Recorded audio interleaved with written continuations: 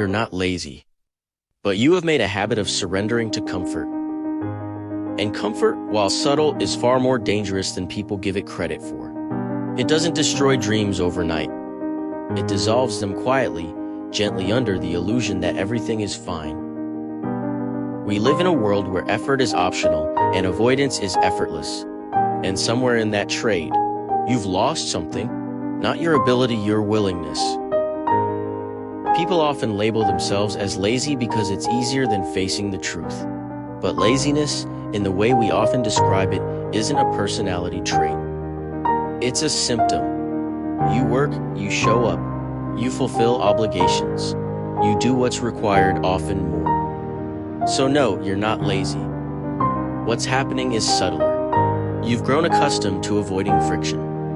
You've built a life around dodging discomfort, and the world, conveniently, has made that incredibly easy to do. Everything is designed for immediacy.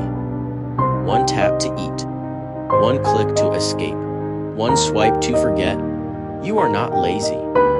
You are simply overstimulated by convenience and undernourished by challenge. Comfort is seductive because it masquerades as peace. But what it often brings is stagnation wrapped in silk. You don't immediately notice what it takes from you, because what it steals is subtle. Urgency, hunger, resilience.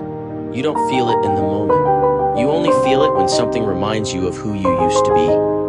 The person who chased more, who had something to prove not to the world, but to themselves.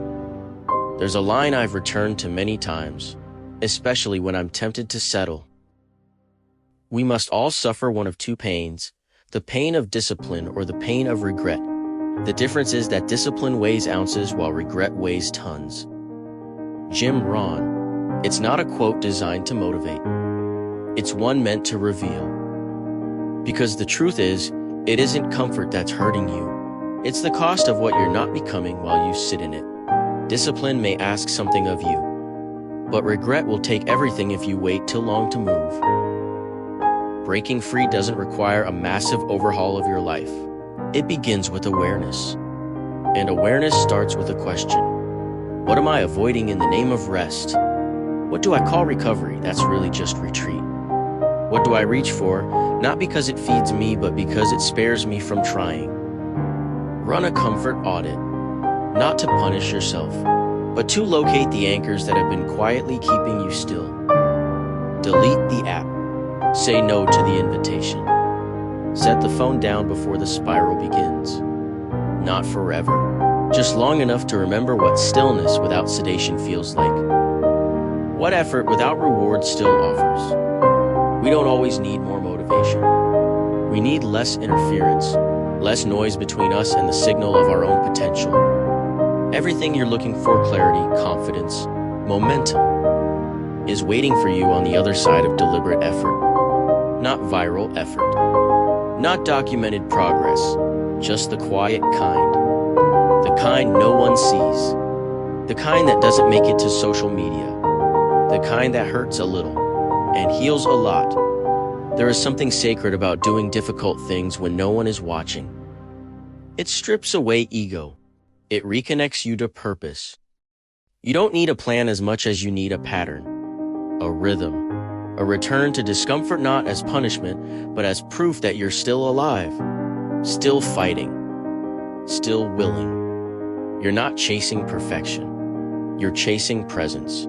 And presence requires resistance. You're not lazy.